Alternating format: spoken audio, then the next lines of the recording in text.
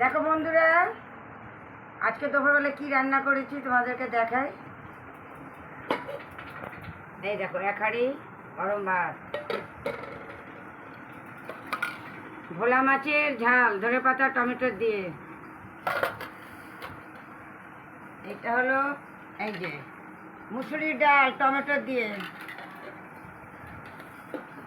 আর এটা হলো এঁচড় চিংড়ি। আর এই যে বন্ধুরা দেখো, এটা কি, এটা হলো চিকেন সসেজ। দেখেছো? এই দেখো, এটা হলো চিকেন সসেজ পেঁয়াজ দিয়ে। এই দেখো ভাজা, এই নাতিরা খাবে। তারপর এই যে শসা, লেবু। এই হলো আজকের আমাদের দুপুরের মেনু।